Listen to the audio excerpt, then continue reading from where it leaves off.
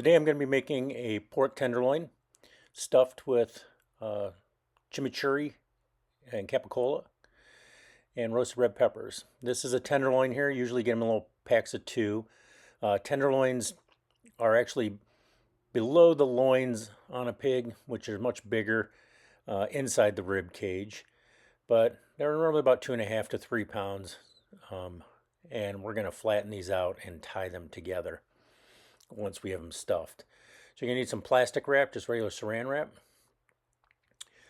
mallet, kitchen mallet for flattening out your pork, and some butcher's twine for tying it all together.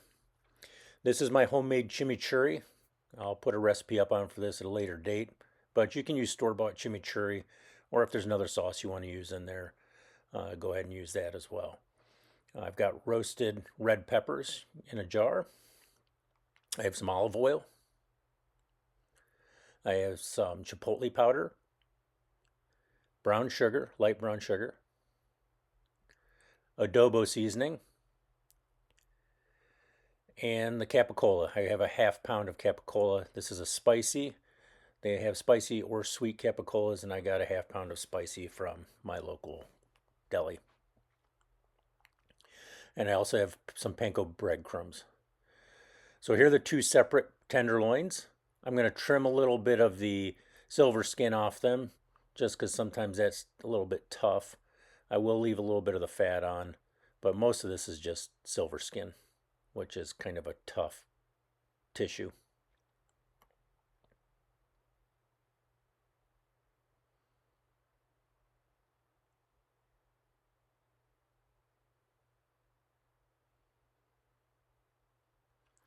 So here, plastic down, butterfly, slice it right down the middle, partway through, and then hammer it out flat. That butterflying of the tenderloin just helps it to kind of spread out a little bit easier when you hammer it. So here we go, split it down the middle and butterfly, and then hammer it out flat. I'm going to put two pieces together, overlapping them, and first just kind of coat it with the adobo seasoning.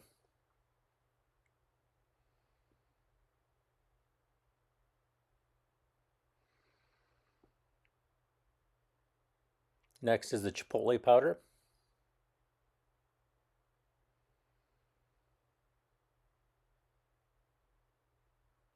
A little bit of salt, kosher salt, and a little bit of black pepper.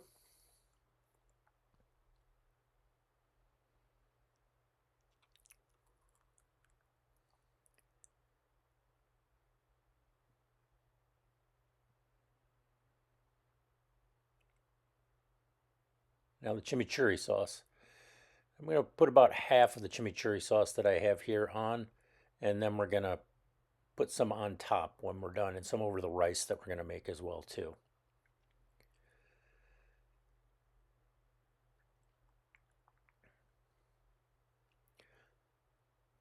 Sprinkle brown sugar.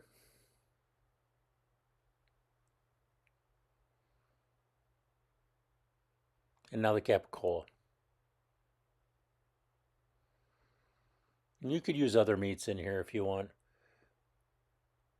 I like the spiciness of the capocollo, but you could use a mortadella or other cured meat.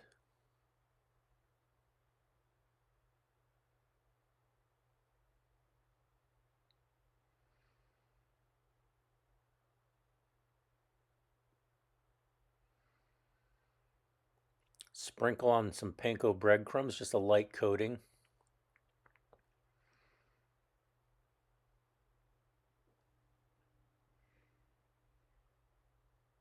And now the roasted red peppers.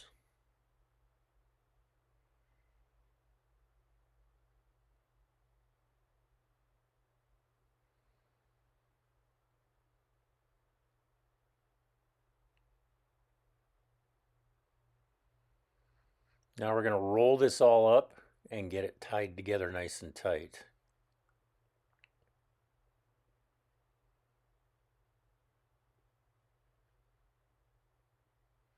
Kind of fold in the ends in so everything doesn't fall out. might be opened up, and although you can see the spaces here just if they don't match up perfectly. But I'm just going to tie that all together and make sure it all stays in just with a tight knot. I'm going to initially tie like just an overhand knot here and then slowly just work my way down the tenderloin.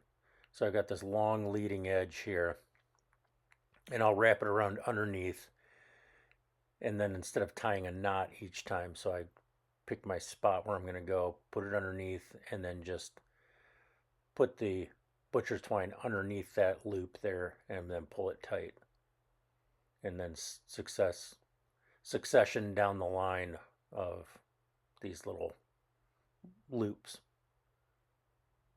pulling it tight each time.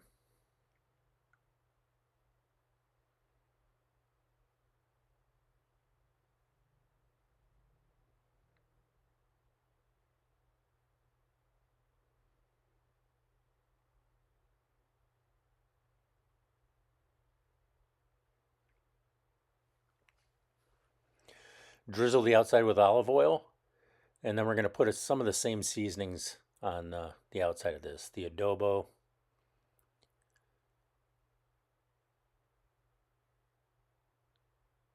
a little chipotle powder, salt, and black pepper.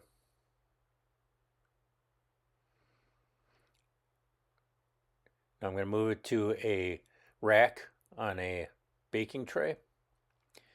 This is going to go in my oven at 375 degrees. I'm doing mine at 350 on convection. It took about an hour till the center got to about 140, 135 to 140. And it came out perfectly here. So after I let it rest for about 20 minutes, sliced into it. And look at that. It's just beautiful. I made some rice to go with this. I used jasmine rice cooked in vegetable stock, and I add some dried cilantro, coriander, a dash of cumin, and a squeeze of lime to that. And then that was just on the side, and I put a little of the chimichurri on top.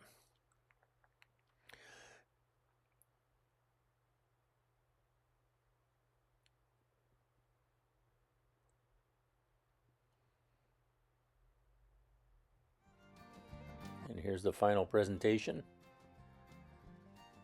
Delicious.